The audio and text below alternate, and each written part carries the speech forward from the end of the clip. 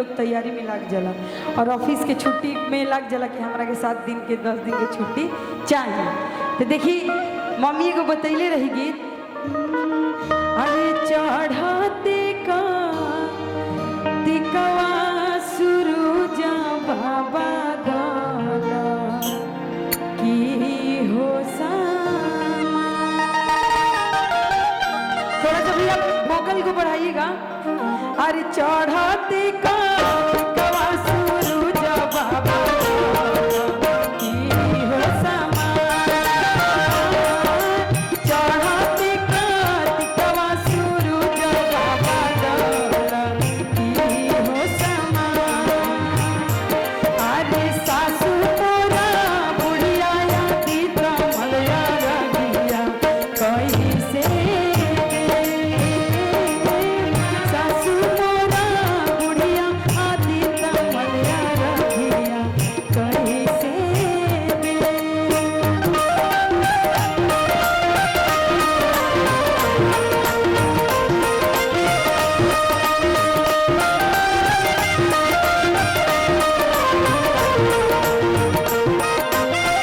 और देखिए एक पतो कहा तरी सूरज बाबा से, हया रे हमला कुरिया यादी मलया रगिया कैसे दे।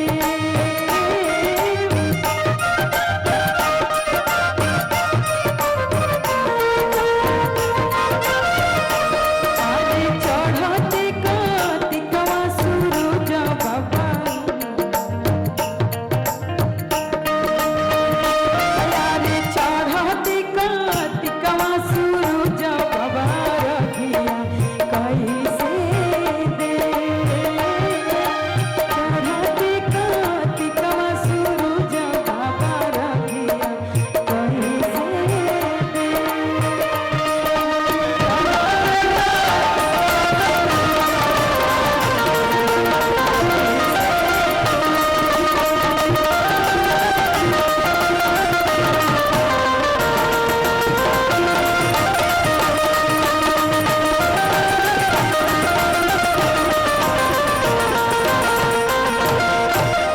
और एगो लास्ट हम झूमर गा के बाकी सुहर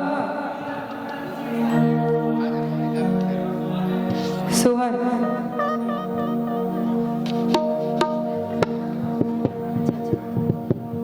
आई जौन हमार खूब वायरल रहे डिमांड बा सोहर हम सुना दे भैया, ज्यादा नहीं के गावे के 2 लाइन काहे के भी कलाकार बालो आई कि